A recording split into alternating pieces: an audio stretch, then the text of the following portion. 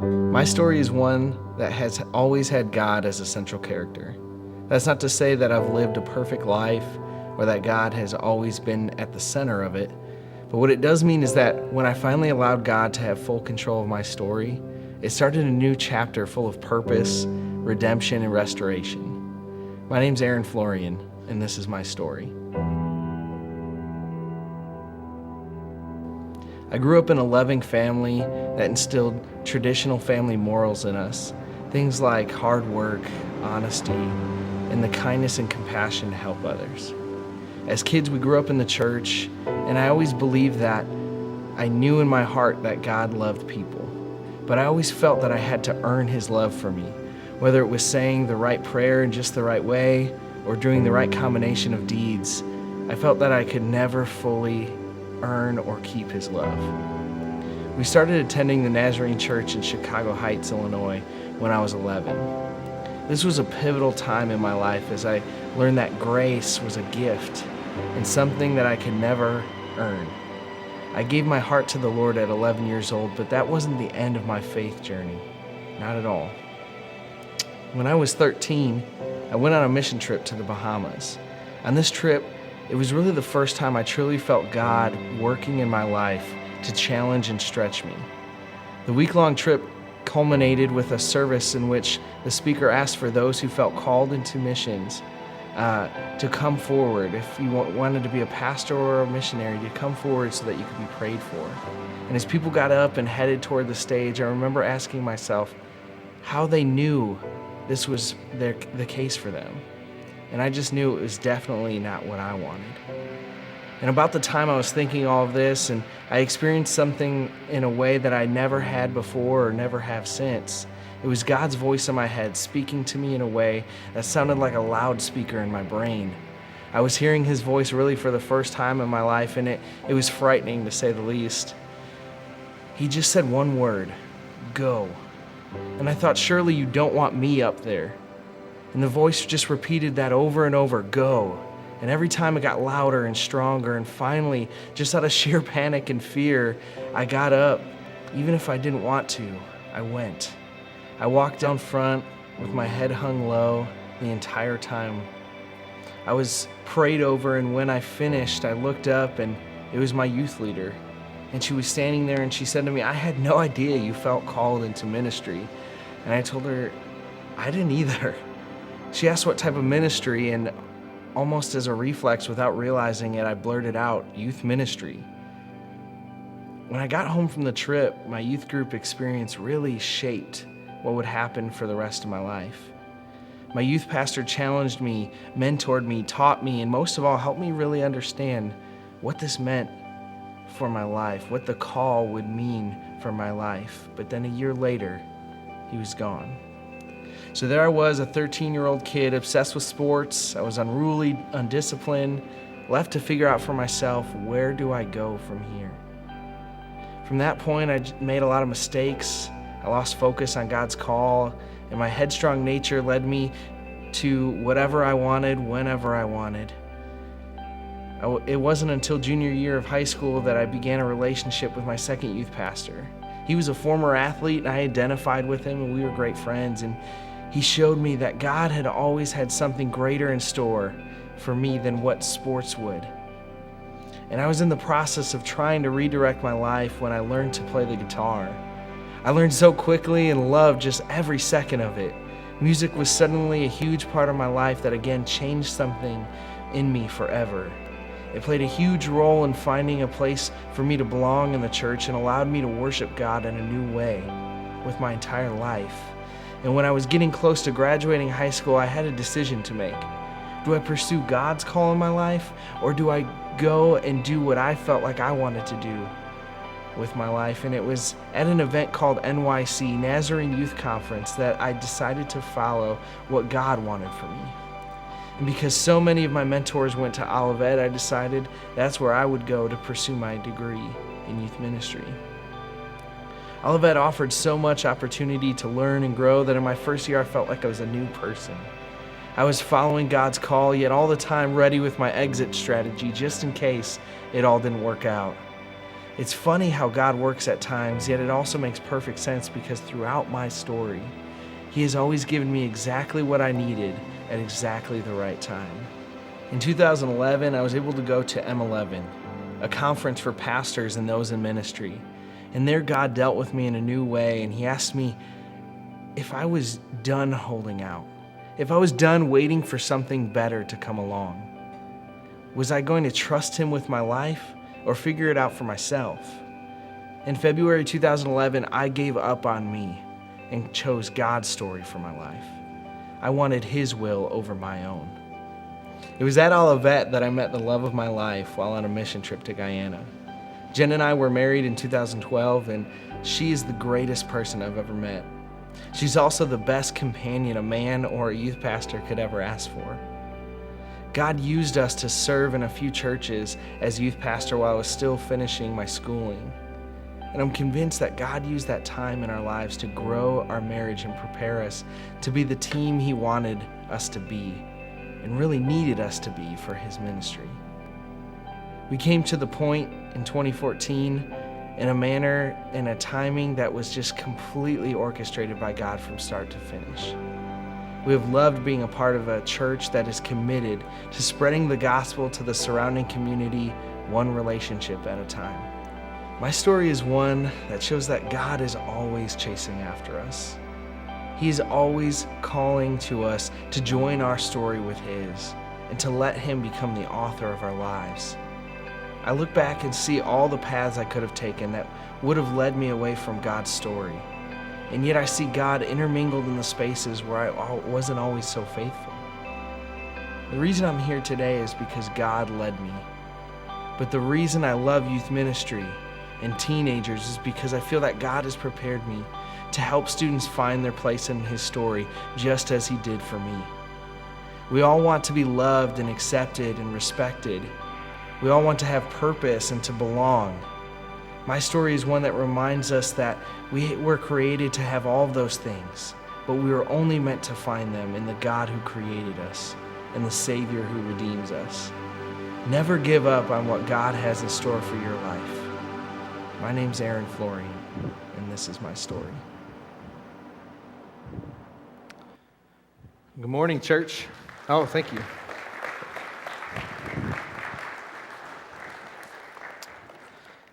Like I said, I'm Aaron Florian. I'm the youth pastor here at The Point, and I stand before you this morning as a product of the church, as a product of the faithfulness of those who went before me to place value in my life. And I'm very excited today because I get to advocate for our teenagers, for teenagers in general. And it's one of my just life passions to do so because there's just so much need there, and we'll get into that in a minute.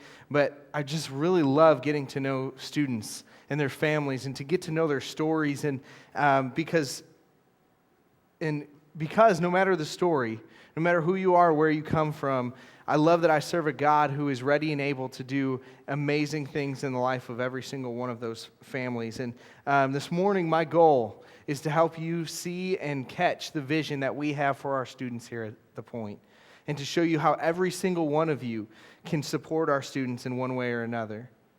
The vision for Crave Student Ministries here at The Point is one that is a product of our philosophy here. Joel started off this morning by talking about Orange. Orange is the philosophy that we have embraced that partners the church and the home together in a manner to disciple our children and youth.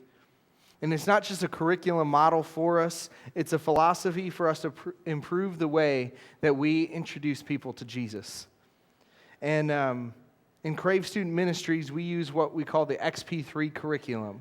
And it's really designed based on an experience and is a model of this philosophy for us. And so we just have a short video to help explain what that means for us here. First of all, XP3 is a strategy, not just a curriculum. What does that mean? Well, XP3 fits together with a comprehensive master plan. Teaching with the end in mind is the motivation behind Rethink's overall strategy. We believe there are key things a child needs to learn at each age from birth to graduation. Age-specific core concepts, principles, and experiences to have a real, growing, and personal relationship with Jesus Christ. By participating in the various age-specific orange strategies, First Look, 252 Basics, and XP3, your church develops a master plan that keeps the end result for a child in mind. XP3 is also designed to develop leaders. Our resources are designed to equip leaders to focus on what we believe are the most important things: developing your volunteers into leaders, connecting with your students, and also connecting with the home to encourage parents. XP3 is arranged to make community a priority in the life of a student. The role of the small group is a top priority in all of our age-specific strategies. We feel that every teenager should have a trusted adult voice in his or her life who says the same things their parents are saying. We believe that small groups are the primary place where truth is processed because it's where students have relationships. It's the place where they feel safe to ask questions and can process truth. XP3 promotes interaction with parents at home. Everything we do points to creating alignment between the church and home. As much as we try to maximize the impact we have on this generation, we know that the time a student spends at home plays a huge role in his or her spiritual development. That's why we are passionate about developing ways to connect with parents and champion the parent-teen relationship. And this is one of our biggest passions. XP3 mobilizes students to be active in ministry.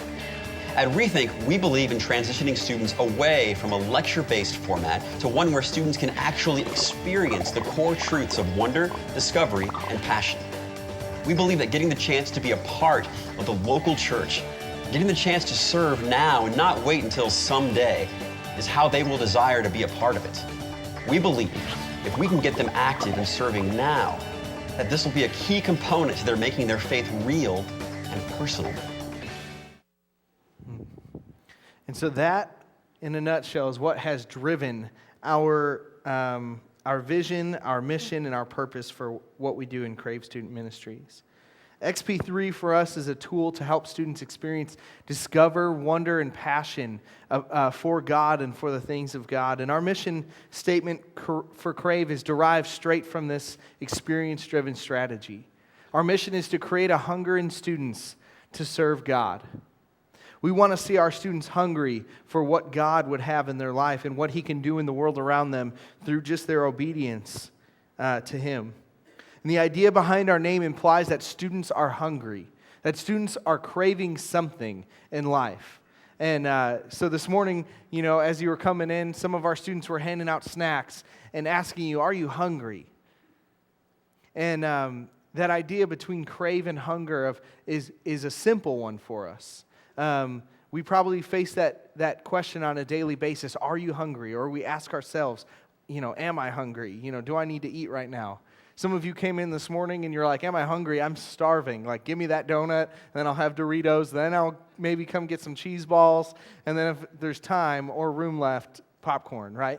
And so, some of you were in that stage. Some of you, were like, am I hungry? Like, no, I just ate, but man, donuts are good, so let me just pile a few of those on, right? And, it's a simple question for us, but it has much greater implications if we just think about it for a few moments beyond the initial idea for us. Are we hungry? What are we hungry for in life? What are we craving in life? And it has greater implications for all of us, but especially for our students. In 2012, there's a substance abuse study that took place by the U.S. Department of Health and Human Services. And in it, they found high school students in Indiana reported that 49% of them have their first cigarette before the age of 18 years old. 57% of those students who smoked tried to quit and failed. We go on and see that there are abuse problems all throughout high school with a multitude of substances. 20% of students will have their first alcoholic beverage before the age of 13 years old. Marijuana is used by 37% of our high schoolers and 15% of our middle schoolers, which is actually a decrease of what it's been. In a recent study, researchers also found that 93% of boys and 62% of girls are exposed to internet pornography before the age of 18 years old. They're calling it the new drug in America. And basically that's because it changes the way we behave. It changes the way that our minds actually work. It creates distrust in our relationships. It actually, in our brains, causes a chemical change to happen. It releases extra dopamine that creates a physical need for that same sensation. And unfortunately in students, it's 4 times stronger because there's an excess amount of that. And so students are 4 times more likely to become addicted and more likely to become more heavily addicted. And I say all that to basically say to you this morning that our students are involved in some very serious things. They face on a daily basis some very real issues that we can often as adults look over and say, you know what, wait till you become an adult, then tell me about your problems, right? But what we fail to realize is that our students are living in a world right now that has plenty of other issues, plenty of things going on. And since, with all those statistics in mind, I would also say that our students are hungry for something. They're craving for something. They're looking for something in life. For some of them, it might be love. For others, it might be acceptance. Still others might need escape to find some sense of identity. Or maybe just it's as simple as finding hope. Because I promise you that there's a shortage of all those things for a lot of our students today. And in Crave Student Ministries, we're committed to creating a hunger in students to serve God.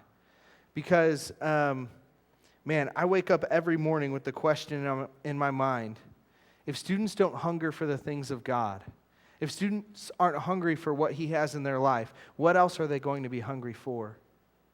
What else will they do to satisfy that craving and that hunger for love and acceptance and purpose in their life? Everything we do in Crave is filtered through that mission of creating a hunger in students. But we also recognize that, we have to have some other goals set in place. And one of those for us is safety. Safety will always be one of our number one priorities, and we do that in 3 ways. We seek to be physically safe in all things, meaning that when a student comes to us, there is no threat or harm to them in any way, shape, or form. Secondly, emotional. And this is one that I think is so easily overlooked because it is just so important for us to allow students to feel that our place is emotionally safe, that no matter what they think, believe, feel at the moment, that they can be accepted no matter what it is. And finally, we want to be spiritually safe for our students so that any student, no matter what they profess to believe, whether they believe nothing, whether they believe God is real or not, they are accepted in our place and able to pursue God in whatever way they feel they need to. It doesn't mean that, we aren't going to tell them the truth, because that's what we're about here at The Point, right? We're telling them all about the point, which is Jesus for us. But we allow them that safety to be able to wrestle and figure out, what does this mean? Why is this real? How does it work in my life?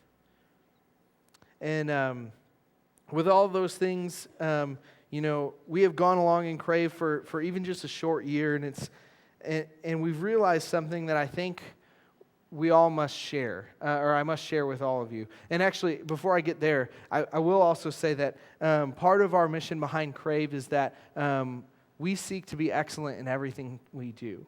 And the way this translates for our students is that we want everything we do to be attractive. Visually, meaning when they walk into our space that, it's not like an abandoned warehouse we turned into a youth room, right? Oh, this is creepy. There's a van with candy spray painted on the side of it. Don't want to get in that, right? But we want to be visually excellent in everything we do. We want to create excellent experiences for our students and what they, come to know on a weekly basis for us. But then we also strive to be excellent in our relationships, to speak honestly, to speak kindly, and to really create a culture and a group that is based on trust. And so with all that in mind, I also need to share with you one other statistic that you may know or you may not know. Middle schoolers and high schoolers are actually not even the same species. No, it's true, right? the middle schoolers know for sure. They're like, yeah, high schoolers are weird. We don't like them. They're intimidating. And the high schoolers are like, the middle schoolers are intimidating. We don't like them, right? But no, I say all that in fun, and we joke around, that one group is better than the other, but we know that's not the case, right? Right, students? Nod yes. We're all God's children. Yeah, yep, uh-huh. I like the nodding with the little, yep, that's cool. But I bring that up to say that traditionally across the board, middle school students have been underserved in churches since the beginning of youth ministry. And partially it's because we just write off some of the differences in learning styles and social development to just, it's just a life stage, right? They're just a little awkward. That's cool. But what actually we find out is that middle schoolers are just cognitively different.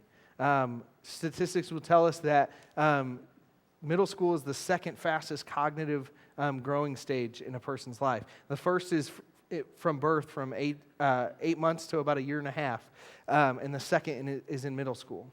And so parents, if your middle schooler is eating you out of house and home, it's because their brains need food, right?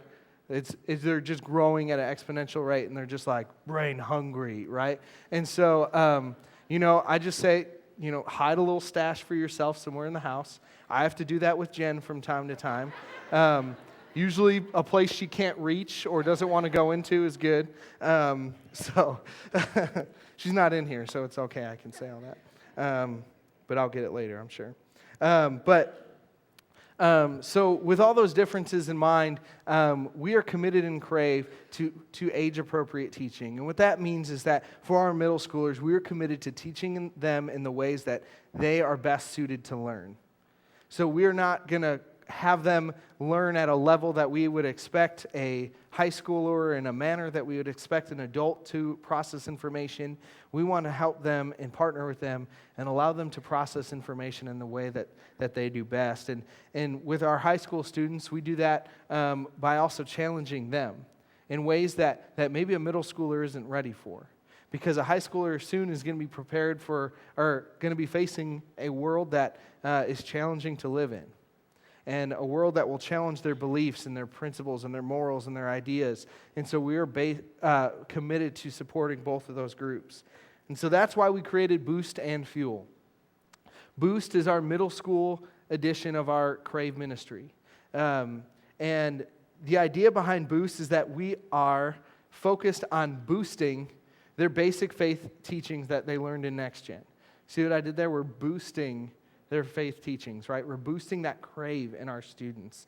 And we're also here to help create an awareness for them of the kingdom of God. That they would be able to know that, man, there is something more out there than just my local church. There is a mission and there is a kingdom in which God has created me to be a part of. And helping them to learn that and understand that is one of our core values. And to also affirm the values of accountability and relationship building through small groups. Because, just at the point, the way that we are committed to spreading the gospel is one relationship at a time, right? One friend, one coworker, one family member that we want to tell them what the point for us is. And that's Jesus Christ. And in Fuel, so Fuel is the high school version of our ministry. And in Fuel, we are committed to fueling the understanding of their role in the kingdom for high schoolers. What that means is we are wanting to partner with high schoolers to help them understand their purpose, what they were created to do, what are they good at, what are they gifted with that is given to them and to be used for God and His kingdom. How can they connect to the kingdom at large? And we want to really do that and help launch our students in that way. We also want to challenge their basic faith beliefs, their understanding of them, help them have a holistic and practical view of what they truly believe. Because when they graduate, they're going to be facing a world that's going to challenge it regardless. And so we want to help them wade through the waters of practicality when it comes to their faith and how they can know and believe and trust that what we tell them and what God has told us through His Word and His Scripture is true. And so, and finally, we want to help launch them into a lifelong journey in the church. a lifelong relationship with the church. And we want to do that through discipleship and ministry service. And what that means is that we want our high school students to have the ability to learn in discipleship classes with adults, and to have the ability to serve alongside adults who are living out their faith. And through all of that, that gives us an opportunity. It gives all of us an opportunity that whenever you're in a class with a high schooler or serving alongside of a high schooler in a ministry, we are partnering together to really foster a relationship that will help build up the next generation of leaders in our church, in our community. And so through all of these strategies, we are striving to address what we of the church have been challenged and greater yet commanded to do. We all know the great commandment that Jesus gave us, and yet Paul, a pioneer of the church and a sustainer, really, of the early church, someone who challenged and helped correct, churches from time to time, wrote this in Colossians, and it says this in Colossians 1:25. God has given me the responsibility of serving His church by proclaiming His entire message to you. So we tell others about Jesus, warning everyone and teaching everyone with all the wisdom that God has given us. We want to present them to God, mature in their relationship to Christ. This mandate is not just a commandment for the church, but it is one given to all those who have faith in Jesus, to spread the gospel, the good news, to teach all those that we know that we have relationship with about the hope that is in Jesus' death and resurrection, the hope that we have for the world. And last week, Pastor Steve led us through our story as a church. We started as a group of people meeting in a saloon, ready to obey God's call upon their lives. And it is a great reminder to us for us to consider our origins as a church. It's important for us to consider the decisions and the obedience that it took to lead us to where we are as a church today. And in the same token, it's important for us to consider our personal origins, where we came from, what impacted us and where we are today in our faith journey and in our story. And so I'd be interested to see how many people here this morning have been a youth at one point or another, whether it was children's or youth. If you were here at some point during your youth, would you please stand? Wow. I just see just a multitude of ages and families and all that. And so would you just stay standing for just a moment? And if anybody else, if you weren't a part of a youth culture here, but you were somewhere else, a youth group or a children's ministry, something, the church had an impact on your life during that time, would you please stand as well? Wow. Wow, that's incredible. Thank you. All right, you may be seated. Thank you so much. When I look at all these people standing up, I think about how many people were involved in impacting your lives, impacting all of our lives, that God would be able to enter your story. That they were an avenue through which you experienced God for the first time in your life. And maybe for some of you, it's the reason you're here today. And I want you to think, though, for those who stood, of all the people that you went to church with, all the students that you were in with church with. And, maybe you think about it, and there's some of them standing around you, and that's exciting and cool.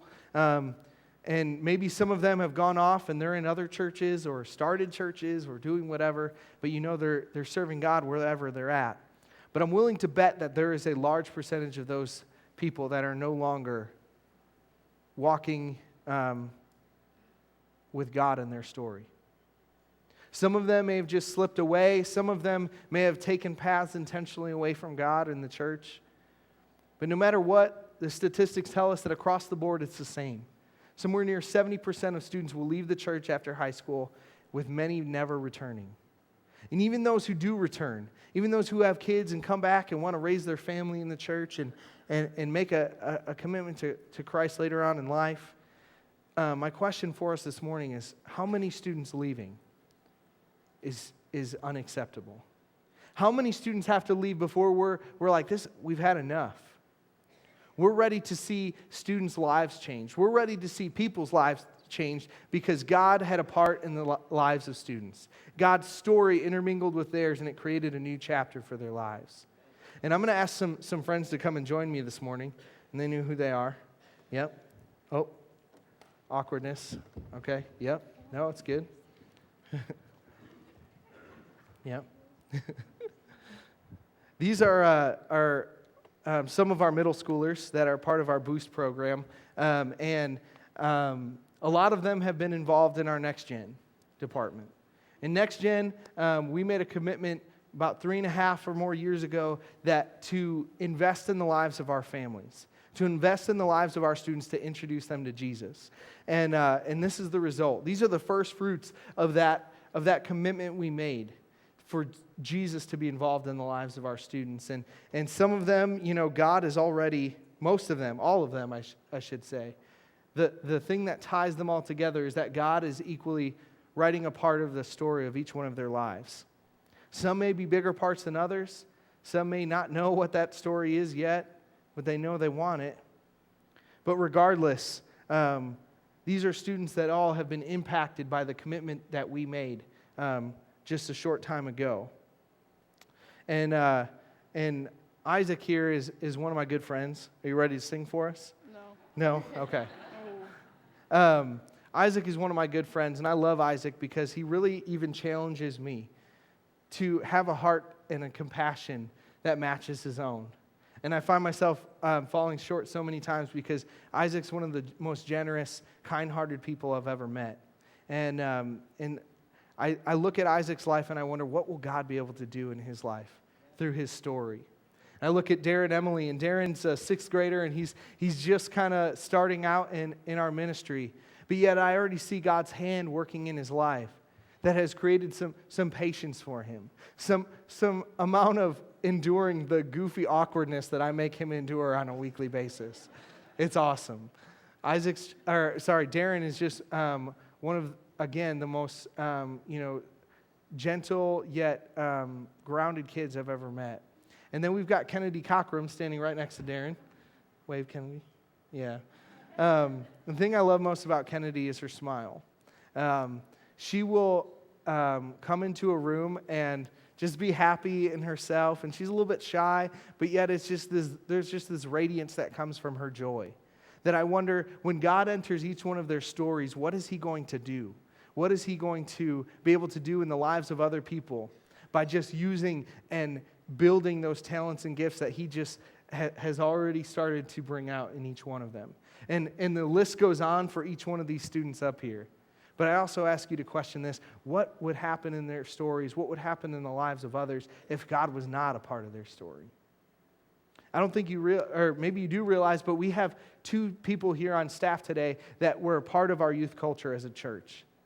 Joel Burbrink and Becky Sanders were both youth here, and if you ask Joel, he would never have imagined that they would be here today, both serving on the same staff together in ministry service. And if you ask Becky, she'd be like, I'd prefer not to comment on what Joel was like back then.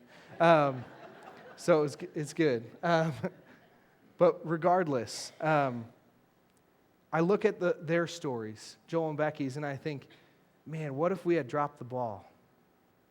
What if in some way they had been a part of that group that left the church?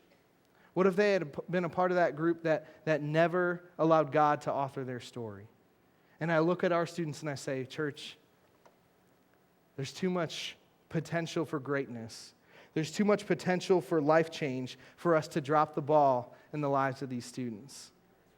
And so today we're going to invite you to make a decision. We're all here because of a decision that a group of people 115 years ago made to obey God's call in their life. And we have a decision to make today that will directly relate to the story that we tell tomorrow. Will we be a church that will be committed to discipling and engaging our students in lifelong faith progression? And so I want to just end this morning by asking you, church, are you hungry? Are you hungry to see students hungry for God? Are you hungry to see their lives changing the lives of friends, families, neighbors that just come into contact with them because God is authoring their stories? Are you hungry, church? And will you make a decision today to support our ministry and to help create that hunger in our students? Thank you. Let's give Aaron a hand and give these students a hand as they return to their seats.